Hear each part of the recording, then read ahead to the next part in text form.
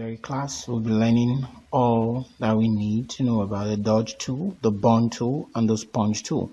The shortcut, as you can see, is O on your keyboard. And then let's get started. For the dodge tool, it's like the name says, dodge. It helps to brighten the brighter spots in your image and darken the darker spots in your image. Okay, and this is where the whole theory behind the dodge and bond portrait retouching technique came from. You just darken the darker spots and brighten the brighter spots. So this is a dodge. You can use it to brighten the eyes. Okay, we've used it time and time again to brighten the eyes. In those days before we started using the actions, we could use this. For example, you select the eyes, the areas around the eyes, and ensure that it is just strictly what you want. Okay, and then maybe if you want to, you feather at any the right distance, then you come and dodge. Okay, you come and dodge. But usually what we used to do first is to sponge, and when we sponge at desaturate. Now for sponging, it desaturates or saturates the particular area you're brushing. So right now it is on saturate. Let me change it to desaturate. Desaturation means it changes the color completely to black and white.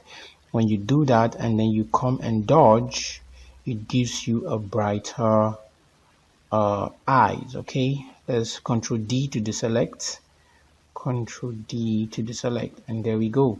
So let's look at this image before and after. You see the eyes are brighter, but this is too artificial. Well, if you're working on something like this, you take your time to master it. Then of course you can use the dodge to just simply dodge brighter spots on the image, just brighter spots on the image, and there you go. And well, this is not the best way to dodge and bond. We're just trying to show you how the dodge works, and the bond darkens the darker spot. So let's say we want to bond this image also, so we take our time, darken the darker sides,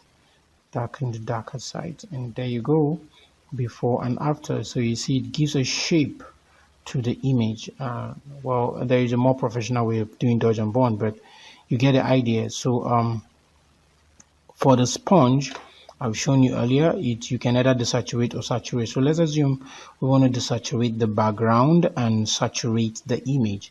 So we want to first desaturate. So we'll just ensure that desaturate is selected, and then we'll select just the background, the area around which we intend to desaturate. So the more you click and drag, the more you're able to desaturate.